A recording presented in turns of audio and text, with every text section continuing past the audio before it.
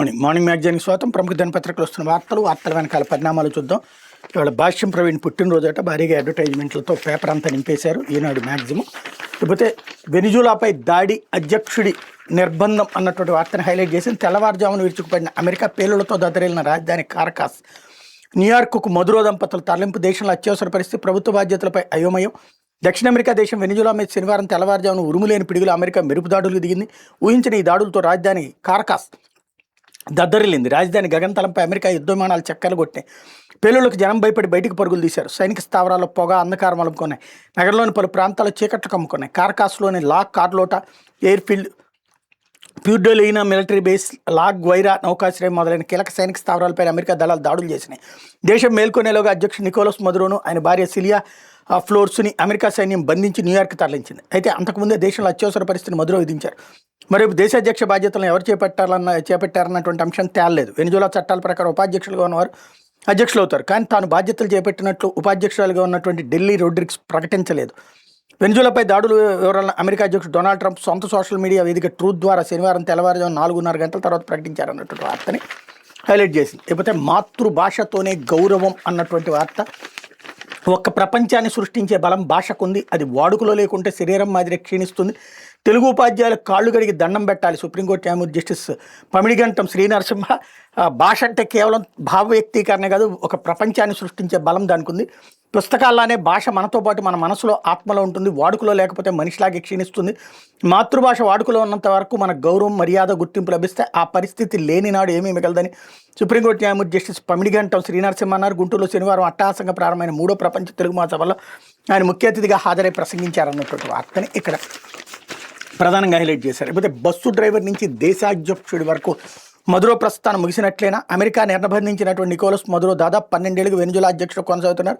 ఆయన ప్రముఖ వామపక్ష నేత, మాజీ అధ్యక్షుడు హ్యూగో చావేజ్కి అత్యంత సన్నిహితుడు. చావేజ్ మరణం తర్వాత అధ్యక్ష పగ్గాలు చేపట్టారు. సామాన్య కార్మిక కుటుంబంలో జన్మించినటువంటి మదురో 90వ దశకంలో రాజకీయ ప్రస్థానం ప్రారంభించి అంచెలంచెలుగా ఎదిగారు.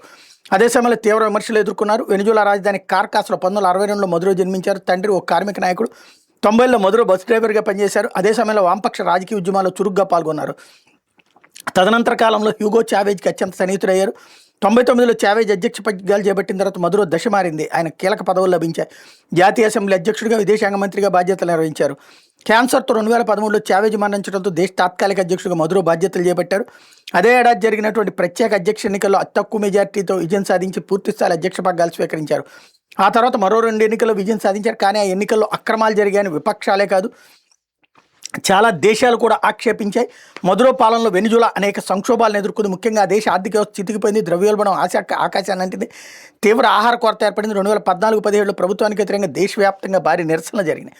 ప్రజలు వీధిలోకి వచ్చారు. వాటిని మదురో తీవ్రంగానే చేశారు. వేల మంది పౌరులు నిర్బంధించారు. 2025 జనవరిలో మదురో మూడోసారి దేశాధ్యక్ష పగ్గాలను చేపట్టారు. ఆ ఎన్నికలపైన తీవ్ర దుమారమే రేగింది. మదురోను అధ్యక్షుడిగా గుర్తించడానికి అమెరికా తిరస్కరించింది. విపక్ష నేత ఎడ్ముండో గోంజాలెజ్నే తాము గుర్తిస్తామని పేర్కొంది. ట్రంప్ రెండోసారి అమెరికా అధ్యక్ష పగ్గాలను చేపట్టినప్పటి నుంచి కథ మారింది. మదురోను ట్రంప్ లక్ష్యంగా చేసుకున్నారు. తమ దేశాన్ని అస్థిరపరచడానికి వెనిజులా అధ్యక్షుడు తీవ్రంగా ప్రయత్నిస్తున్నారని ఆయన ఆరోపణలు గుప్పించారు. అమెరికాలోని మాదక ద్రవ్యాల అక్రమ వలసదారులు రావడానికి మదురోయే కారణమని నిందించారు. వెనిజులాలోని డ్రగ్స్ ముఠాలను ఉగ్రవాదులుగా ట్రంప్ ప్రకటించారు. పదవి నుంచి మదురో తప్పుకుంటే దేశం నుంచి సురక్షితంగా బయటకు వెళ్లే అవకాశం ఆయనకు కల్పిస్తామని ట్రంప్ ప్రతిపాదన కూడా చేశారు. మదురో దీన్ని తిరస్కరించారు. తమ దేశంలో చమురు నిల్వలపై అమెరికా కన్నేసిందంటూ ఆయన ఎదురుదాడి చేశారు. ఆరోపణల ప్రత్యారోపణల మధ్య మదురో నిర్బంధించాలని ట్రంప్ నిర్ణయం తీసుకోవడం గమనార్హం అన్నటువంటి వార్తని హైలైట్ చేశారు. అయితే సద్దాం నోరిగాలకు పట్టినటువంటి గతే పట్టబోతోందా? వెనిజులా అధ్యక్షుడు నికోలస్ మదురో, ఆయన భార్య సిలియా ఫ్లోర్ను అమెరికా నిర్బంధించిన నేపథ్యంలో తదుపరి ఏం జరగబోతోందన్న ఉత్కంఠ సర్వత్రా నెలకొంది. మదురో నిర్బంధం 1989లో పనామాపై అమెరికా జరిపిన దురాక్రమణ గుర్తుకు తెస్తుంది. అప్పట్లో తమ దేశ పౌరులను రక్షణ కల్పించే సాగుతూ అమెరికా పనామాపై దాడి చేసి ఆ దేశ అధ్యక్షుడు మాన్యువెల్ నోరిగా నిర్బంధించింది. నోరిగా అప్రజాస్వామిక విధానాలను అవలంబిస్తున్నారని, అవినీతికి పాల్పడుతూ మాదక ద్రవ్యాల వ్యాపారానికి ఊతమందిస్తున్నారని నాటి అమెరికా ప్రభుత్వం ఆరోపించింది. నోరిగా సుదీర్ఘకాలం అమెరికా, ఫ్రాన్స్, పనామా జైళ్లలో మగ్గారు. 2017లో 83 ఏళ్ల వయసులో బ్రెయిన్ ట్యూమర్ కారణంగా మరణించారు. అలాగే ఇరాక్ అధ్యక్షుడు సద్దాం హుస్సేన్ కూడా అమెరికన్ బలగాలు 2003 డిసెంబర్ 13 నిర్బంధించినాయి. ఇరాక్ వద్ద భారీ విధ్వంసానికి దారితీగల ఆయుధాలు ఉన్నాయన్న సాకుతో అమెరికా ఆ దేశంపై దాడి చేసి సద్దాం ప్రభుత్వాన్ని కూల్చేసింది. తన సొంత నేలైన తిక్రిత్లో ఒక సొరంగంలో దాగి ఉండగా అమెరికన్ సేనలు ఆయన పట్టుకున్నాయి. అమెరికా పేర్కొన్న ఆయుధాలు ఇరాక్లో ఏనాడు లభించలేదు. మానవాళికి వ్యతిరేకంగా నేరాలు చేశారని సద్దాంపై అమెరికా అభియోగం మోపింది. దీని మీద విచారణ అనంతరం 2006 డిసెంబర్ 30న సద్దాం హుస్సేన్ ఉరితీశారన్నటువంటి వార్తని హైలైట్ చేశారు. అయితే అగ్గిరా చేసింది చమురే అంటూ నాడు మిత్ర దేశాలు నేడు బద్ద విరోధులు లాటిన్ అమెరికా దేశాలపైన పూర్తి ఆధిపత్యాన్ని చెలాయిస్తున్న అగ్రరాజ్యం అమెరికాకి ఏళ్ల తరబడి కొరకరానికి కొయ్యలుగా మారిన వాటిలో ఒకటి క్యూబా, మరొకటి వెనిజులా. 1961 నుంచి క్యూబాలో, 1999 నుంచి వెనిజులాలో సైద్ధాంతికంగా తనకేమాత్రం నచ్చని ప్రభుత్వాలు అక్కడ కొలువుదేరడాన్ని అమెరికా సహించలేకపోతుంది. వాటిని కూల్చడానికి ఎన్నో ప్రయత్నాలు చేసింది. తీవ్రమైన ఆంక్షలు విధించడంతో ఆర్థికంగా కుంగిపోయినప్పటికీ ఆ రెండు దేశాలను అమెరికా తన దారికి తెచ్చుకోలేకపోయింది. హ్యూగో చావేజ్ 1999లో వెనిజులాలో అధికారంలోకి రాకముందు వరకు ఆ దేశంలో చమురు రంగంలో అమెరికా కంపెనీలు భారీగా పెట్టుబడి పెట్టాయి. వెనిజులా పాలకులు అమెరికా అనుకూల విధానాలను అనుసరించారు. వెనిజులా చమురు ఎగుమతులకు అగ్రరాజ్యం అతిపెద్ద విఫణగా ఉండేది. సామ్యవాద సిద్ధాంతంతో పేదరిక నిర్మూలన నినాదంతో అధికారం చేజిక్కించుకుని చావేజ్ దేశంలోని చమురు కంపెనీలన్నింటినీ జాతీయం చేశారు. దీంతో ఈ రంగంలో అమెరికా కంపెనీల పాత్ర పూర్తిగా తగ్గిపోయింది. అంతేకాకుండా చావేజ్ అమెరికా వ్యతిరేక దేశాలైన రష్యా, చైనా, ఇరాన్, క్యూబాలకు బాగా సన్నిహితులయ్యారు. చావేజ్ని పదవిచ్యుతుని చేయడానికి అమెరికా మద్దతుతో జరిగినటువంటి తిరుగుబాటు 2002లో విఫలమైంది. ప్రజల భారీ మద్దతుతో 2 రోజుల్లోనే చావేజ్ తిరిగి అధికారాన్ని దక్కించుకున్నారు. అనారోగ్యంతో 2013లో చావేజ్ మృతి చెందగా ఆయన స్థానంలో అధికారంలోకి వచ్చిన మదురో కూడా అమెరికా వ్యతిరేక విధానాలను కొనసాగించారు. రష్యా, చైనా, ఇరాన్ల నుంచి ఆయుధాలు కొనుగోలు చేశారు. చావేజ్ అధికారంలో ఉన్నప్పుడు వెనిజులాపై మొదలైన ఆర్థిక ఆంక్షలను Barack Obama, Joe Biden, Trump ప్రభుత్వాలు మరింత తీవ్రం చేశాయి. దీంతో దేశంలో తీవ్ర ద్రవ్యోల్బణం తలెత్తి నిత్యావసర వస్తువుల ధరలు భారీగా పెరిగిపోయాయి. ప్రజలు అసంతృప్తి ప్రబలింది. అమెరికా అధ్యక్షుడు జో బైడెన్ కానీ, డొనాల్డ్ ట్రంప్ కానీ వెనిజులా చట్టబద్ధమైన పాలకుడిగా మదురోను గుర్తించలేదు. ఎన్నికల సంస్కరణలు తీసుకురావాలని ఒత్తిళ్లను వెనిజులా అధ్యక్షుడు తలవంచలేదు. చావేజ్ మరణం తర్వాత అధ్యక్ష పదవిని చేపట్టిన మదురో 2018-24 ఎన్నికల విజయం సాధించినట్టుగా ప్రకటించుకోవడం వివాదాస్పదమైంది. అమెరికా సహా 50 దేశాలు వెనిజులా అధ్యక్షుడిగా ఆయన గుర్తించడానికి నిరాకరించినాయి అన్నటువంటి వార్తని ఇక్కడ ప్రధానంగా హైలైట్ చేశారు. ఇకపోతే ఆంధ్రజ్యోతి వీళ్ళకి కూడా ఈ ప్రవీణ్ అడ్వర్టైజ్మెంట్తో నడుస్తుంది. ఇందులో కూడా ప్రధానంగా మళ్ళీ అవే తప్పులు అన్నటువంటి వార్తని రాశారు. జగన్ సర్కార్ని కూల్చిన అడ్డగోలు రీసర్వే అయినా ఇప్పటికీ పాత పద్ధతుల్లోనే కొలతలు. దీంతో అడుగడుగున తడబాట్లు, రైతుల గగ్గోలు, ఊర్లే మార్చేస్తున్న అధికారులు. సర్కారు చెబుతున్న రైతుల ప్రమేయం గాలిలోనే. తప్పు జరుగుతోందని తెలిసిన పెద్ద బాసులు గప్చుప్, ఎవరైనా నోరెత్తే సస్పెండ్ చేస్తాను హెచ్చరికలు. అవేమీ బయటపడకుండా దాటవేతలు, కలర్ఫుల్ ప్రజెంటేషన్లతో సర్కార్ కళ్ళకి గంతలుంటే ఆ గ్రామం పేరు కురుకూరు, తూర్పుగోదావరి జిల్లా దేవరపల్లి మండలంలోని వ్యవసాయ గ్రామం మీద ఏపీ సర్వే సరిహద్దుల చట్ట ప్రకారం గ్రామంలో భూములు సర్వే చేస్తామని సెక్షన్ 6 కింద నోటీస్ ఇచ్చింది. సర్వే సెటిల్మెంట్ శాఖ సర్వేయర్లు భూములు కొలిచారు.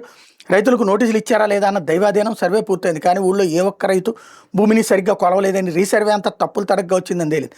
దీంతో రైతులు గగ్గోలు. మండలంలో మరో 3 గ్రామాల్లోనూ ఇదే సేమ్ సీన్. జగన్ ప్రభుత్వంలోనూ అచ్చం ఇలాగే జరిగింది. రీసర్వేలోని తప్పులే అంతిమంగా జగన్ సర్కార్ పతనానికి ప్రధాన కారణమై అవే తప్పులు ఇప్పుడు అధికారులు అక్షరం పొల్లుపోకుండా అమలు చేస్తున్నారు. ఇదే పరిస్థితి కొనసాగితే ప్రభుత్వానికి రాజకీయ ఇబ్బందులు తప్పు.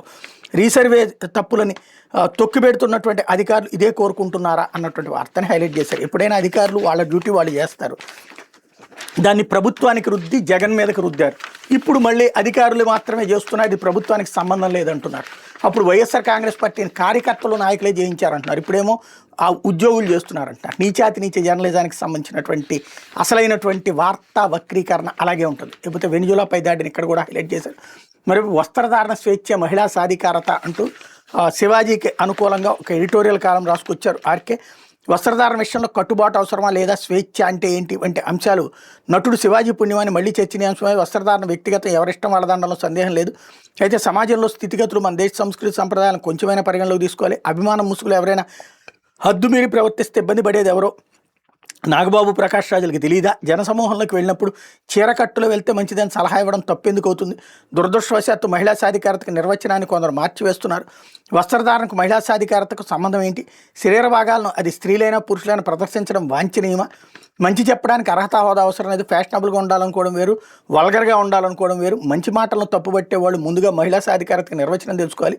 మంచి చెప్పడానికి ప్రయత్నించినందుకు చింతించాల్సిన అవసరం శివాజీకి లేదు. అభిప్రాయాలు చెప్పుకోవడానికి నాగబాబు, ప్రకాష్ రాజులకు ఎటువంటి స్వేచ్ఛ ఉందో శివాజీకి కూడా అంతే స్వేచ్ఛ ఉందన్నటువంటి వార్తని హైలైట్ చేశారు. లేకపోతే భాష ఓ ప్రపంచాన్ని సృష్టిస్తుంది, బంధుత్వ బంధాలను ఏర్పాటు చేస్తుంది. అది లేకపోతే గుర్తింపు, గౌరవం ఉండదు. తెలుగు టీచర్లకు గౌరవం ఇవ్వకుండా అది సమాజమే కాదు. జిల్లా కోర్టు వరకు ప్రొసీడింగ్స్ తెలుగులోనే ఉండాలి. ప్రపంచ తెలుగు మహాసభలో చేసి శ్రీనరసింహ అదే హైలైట్ చేశారు. మాకేం తెలియదు, జనార్దన్ రావే చేశాడు అంటూ 2వ రోజు విచారణ జోగి రమేష్ సమాధానాలు. మొత్తం జనార్దన్ రావు పైన తోసేసే ప్రయత్నం నేటితో ముగిన జోగి బ్రదర్స్ కస్టడీ నేడు తంబళపల్లి కోర్టుకు తరలింపు అన్నటువంటి వార్తని హైలైట్ చేశారు. లేకపోతే సాక్షి, సీమ ఎత్తిపోతల పనులు నేనే ఆపించా. ఇప్పుడు ఈనాడు చదివేశాం, జ్యోతి చదివేశాం. వాస్తవంగా నేను రోజు ఈనాడు తర్వాత సాక్షి తర్వాత జ్యోతి చదువుతాను. ఎందుకు ఆ 2 పెట్టానంటే, నిన్న అసెంబ్లీ వేదికగా, తెలంగాణ అసెంబ్లీ వేదికగా రేవంత్ రెడ్డి స్పీచ్ పోనీ 1 గంట తర్వాత వచ్చిందంటే జనానికి తెలియదు అనుకోవచ్చు. 9-9:30 కల్లా వచ్చేసిస్తే అది వార్తే రాయలేదు వాళ్ళు.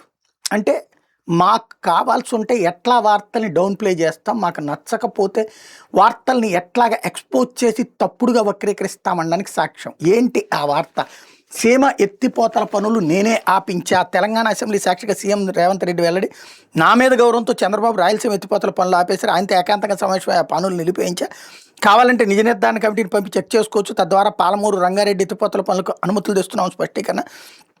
చంద్రబాబు వైఖరితో సీమ ఎత్తిపోతలకు మరణ శాసనం. ఆంధ్రప్రదేశ్లోని 5 కోట్ల మంది ప్రయోజనాలు తాకట్టు. బాబు తీరుపై విస్తుపోతున్న సాగునీటి రంగ నిపుణులు, రైతులు అన్నటువంటి వార్తని సాక్షి హైలైట్ చేసింది. ఈనాడు జ్యోతి మరి ఆంధ్రప్రదేశ్ అంటే వాళ్ళకి సంబంధం లేదనుకుంటున్నారు, లేదా ఆంధ్రాలో పేపర్ కొనే వాళ్ళందరూ వెర్రివేదవులు అనుకుంటున్నారు, లేదంటే ఈ వార్త అసలు వార్తే కాదు అనుకుంటున్నారు. రాయలసీమకు సంబంధించి అతి ముఖ్యమైనటువంటి రాయలసీమ ఎత్తిపోతల పథకాన్ని ఆపేసింది నా వల్లనే, నేను చంద్రబాబుని అడిగి ఆపిచ్చాను అని ఒక రాష్ట్ర ముఖ్యమంత్రి ఇంకో రాష్ట్ర ముఖ్యమంత్రి గురించి, ప్లస్ పోనీ వీళ్ళిద్దరు శత్రువులు కూడా కాదు, చంద్రబాబు నాయుడు రేవంత్ రెడ్డి ఓ రకంగా ఒకే తానుకి 2 వైపులా ముక్కలు లాంటి వాళ్ళు. అట్లాంటి రేవంత్ రెడ్డి వాళ్ళ గురువు గారు అయినటువంటి చంద్రబాబుతో మాట్లాడి ఆపిచ్చానని చెప్తే అది రాష్ట్ర ప్రయోజనాలకి రాష్ట్రానికి ప్రయోజనమా నష్టమా? రాయలసీమ ఎత్తిపోతల పథకం ఆ వార్తే రాలేదంటే వీళ్ళని ఏమనాలా, ఏం చేయాలా? ఇది నిజంగా జర్నలిజం చేస్తున్నారా, వాళ్ళు వ్యభిచరిస్తున్నారా అన్నది తేల్చుకోవాలి. లేకపోతే దేశాధ్యక్షుడు బందీ అంటూ ప్రకటించిన అమెరికా అధ్యక్షుడు డొనాల్డ్ ట్రంప్. మధుర దంపతులు న్యూయార్క్ తరలింపు. దక్షిణ అమెరికా దేశంలో ట్రంప్ సేన దమనకాండ. 7 చోట్ల బాంబు పేలుళ్లతో పెను స్ఫోటం. అమెరికాలోకి డ్రగ్స్ పోటెత్తడానికి, హింస పెట్టరేయడానికి మధురయ్యే కారణం అన్నటువంటి ట్రంప్ అన్నటువంటిది హైలైట్ చేశారు. అట్లాగే మా నాన్న ఆది, మీ సంగతి తెలుస్తూ జమ్మలమడుగు ఎమ్మెల్యే ఆదినారాయణ రెడ్డి కుమారుడు వీరంగం. గంజాయి మత్తులో పోలీసులపై బూతులతో రెచ్చిపోయిన ఆయన. స్నేహితులతో పార్టీ చేసుకుంటూ ఈగల్ టీంకి అడ్డంగా దొరికిన Sudheer Reddy. Drugs test positive రావడంతో డీ అడిక్షన్ సెంటర్కి తరలింపు. గతంలోనూ డ్రగ్స్ తీసుకుంటూ 2 సార్లు దొరికిన సుధీర్ రెడ్డి కేసుని తప్పించేందుకు ఆ ఇరు రాష్ట్రాల నుంచి పెద్ద స్థాయిలో ఒత్తిళ్లు. ఈ వార్త ఏమైనా కనిపించిందా ఈనాడు జ్యోతుల్లో? ఫ్రంట్ పేజీ కానీ బ్యాక్ పేజీ కానీ ఏమైనా లోపల పేజీలో ఎక్కడ నేసారేమో. అదే వైఎస్ఆర్ కాంగ్రెస్ పార్టీలో ఒక విద్యార్థి నాయకుడిని రోడ్డు మీద పట్టుకుని అతను డ్రగ్స్ అమ్ముతున్నాడంటూ ఒక సంచలనాన్ని ప్రొజెక్ట్ చేసిన దానికే ఫ్రంట్ పేజీ బ్యానర్ పెట్టి అదేదో జగనేమో డ్రగ్స్ అమ్ముతున్నాడు అన్నట్టుగా తీసుకొచ్చారు. ఇక్కడ ఏకంగా ఒక ఎమ్మెల్యే కొడుకుది అయితే వార్తని డౌన్ ప్లే చేశారు. సాక్షి రాసుకొచ్చింది ఇక్కడ, అది కూడా వైసీపీ పేపర్ కాబట్టి. లేకపోతే వెనిజులా టార్గెట్ ఆయిల్ అన్నటువంటి ఇక్కడ కూడా హైలైట్ చేశారు. వెనిజులాపై అమెరికా బేకర్ దాడులు. దేశాధ్యక్షుడు బందీ. ప్రకటించినటువంటి అమెరికా అధ్యక్షుడు డొనాల్డ్ ట్రంప్. యుద్ధ నౌకలో మధుర దంపతులు న్యూయార్క్కి తరలింపు అన్నటువంటి వార్త. అట్లాగే బాబు హామీల అమలు కోసం యువత పోరుబాట అంటూ 14న భోగిమంటల్లో టీడీపీ మేనిఫెస్టో దహనం. విద్యార్థి యోజన సంఘాల రౌండ్ టేబుల్ సమావేశంలో తీర్మానం. హామీలు అమలు చేయకుండా సీఎం చంద్రబాబు మోసగించడంపై విద్యార్థి యోజన సంఘాలు కన్నెర చేసే. ఎన్నికల సమయంలో చంద్రబాబు ఇచ్చిన హామీలు అమలు చేసేంత వరకు పోరాడాలని ఉద్యమ కార్యాచరణ ప్రకటించి ప్రభుత్వంపై పోరాటాన్ని ముందుకు నడిపేందుకు జేఏసీ ఏర్పాటు చేస్తూ తీర్మానించే. చంద్రబాబు ఎన్నికల ముందు విద్యార్థులు, నిరుద్యోగులకు ఇచ్చిన హామీలు అమలు చేయాలని కోరి శనివారం విజయవాడ హనుమాన్పేటలో దాసరి పనులు ఏవైఎఫ్ ఆధ్వర్యంలో రౌండ్ టేబుల్ సమావేశం నిర్వహించారన్నటువంటిది హైలైట్ చేశారు. అయితే అనంతలో టీడీపీ నేతల గూండాగిరి అంటూ రాయదుర్గం మాజీ ఎమ్మెల్యే మెట్టు గోవిందరెడ్డిపై దాడి. బలం లేకుండా బొమ్మనహాళ్ళు ఎంపీపీ స్థానాన్ని కైవసం చేసుకునేలా కుట్ర. అధికారులకు అనుబంధ పత్రాలు అందజేసేందుకు వెళ్లిన సమయంలో దాడి. కవరేజీకి వెళ్లిన సాక్షి విలేకరిపైన దాడికి ప్రయత్నం. అనంతపురం జిల్లా బొమ్మనహాళ్ళు మండలంలో టీడీపీ నేతలు రెచ్చిపోయారు. రాయదుర్గం నియోజకవర్గ వైఎస్ఆర్సీపీ సమన్వయకర్త మాజీ ఎమ్మెల్యే మెట్టు గోవిందరెడ్డిపై టీడీపీ గుండాలు తిమ్మరాజు, గిడ్డిమల్లి, ముల్లంగి నారాయణ స్వామి, ముల్లంగి భాస్కర్ రెడ్డి, గిడ్డి తదితరులు దాడికి పాల్పడ్డారు. ఆ దృశ్యాన్ని చిత్రీకరించేందుకు వెళ్ళిన సాక్షి విలేకరిపైన దాడికి ప్రయత్నించారు. సెల్ ఫోన్ లాక్కుని బెదిరింపులకు దిగారు.